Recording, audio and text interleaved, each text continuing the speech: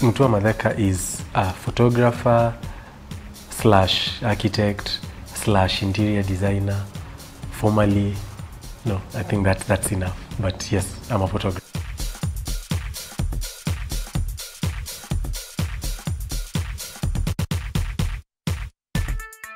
Okay, I sleep at 3 a.m. I wake up at 9 a.m. I work mostly at night. Well, my day's work will just depend on what I need to do. It will either be lots of edits. If it's not a shooting day, it's either an edit day or a day of meetings, or once in a while shooting interviews. I photograph buildings. I take pictures of landscapes and cityscapes. Ideally, I'm very interested in the built environment and the natural environment that we live in. So a lot of my work is based on that. And yes, of course, in my day-to-day, photography is usually 30% photography and 70% management and editing and delivering work. Well, I've always believed that there is always work for anyone who's willing to work. And there's so many opportunities. I think for many people, it's usually there is no work that I want to do specifically.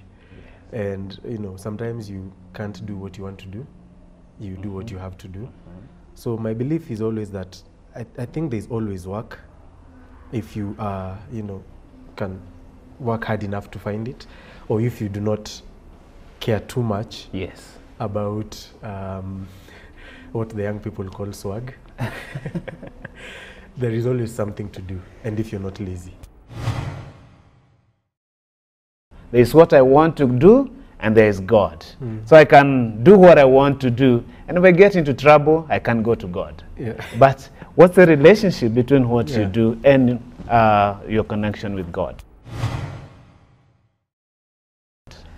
One thing I will say is I think in my life I've noticed that it's so hard to separate what I do and my relationship with God, because I think it's in everything, every part of my life. So when I think about my decisions, when I think about what to photograph, I believe that He's a part of all that, and all that is important to Him.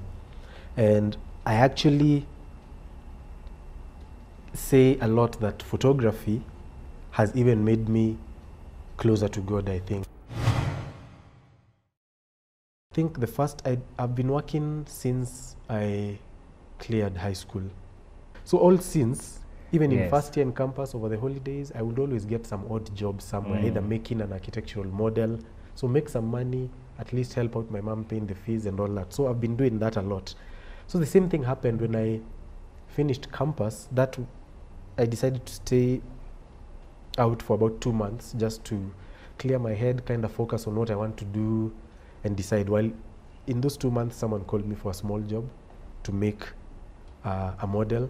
So I went. When I saw them and we agreed everything, they paid me a down payment. I remember the down payment was about 50K. I went straight to town. I didn't even go home. I went straight from the office to town, bought a camera. It cost me, I knew that, I went and checked, everything with the camera cost me 45K. I knew that, okay, I have 50, I will tithe 5K, have 45K for the camera, and I went back home broke. At the end of your life, I truly believe no one really cares about how much money you have in the bank when you're on your deathbed. There are other things that will matter, like the relationships you had, the things that you did, and what bearing they have on eternity. I think when that sinks in more, it becomes, the desire for that becomes more than the fear of failure. I'll just say in photography, a lot of the inspiration I find when I started, there are probably 3 or 4 people. Like first, when I started out, there was a guy, an American photographer called Trey Ratcliffe. I really loved a lot of his work with landscape and all that. So he inspired a lot of what decisions I made technically and in terms of understanding what I want to shoot back then. Right now, I think one of the most inspirational photographers I follow is called Jeremy Kawat. I like him because of not just because of his work. He's very creative, obviously, and his background is an artistic background that involves photography. And so I relate a lot with that, because even for me, it's very art first, and using photography just as an artistic outlet. So I relate a lot with him. He's also a Christian, and he does a lot of humanitarian work. And I think, yeah, so in terms of lifestyle, he's someone who I think I wouldn't mind emulating. I like the great outdoors. I like being out there, whether it's swimming or hiking, riding bikes, you know, adventuring. I like traveling a lot, not just because of the photography, but yeah, a lot because of the photography. The main advice I will say is, if you want to be a photographer, then get out there and take pictures. A photographer is someone who takes pictures. So many times, you know, I think many people expect very complex advice, but it's really not complicated. You want to be a photographer, get out there and photograph things. So do it for the love, and then do it a lot. That will definitely bridge the gap between you sucking and you sucking less.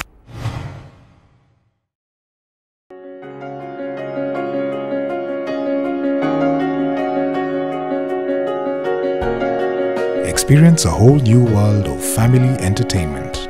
Vision TV.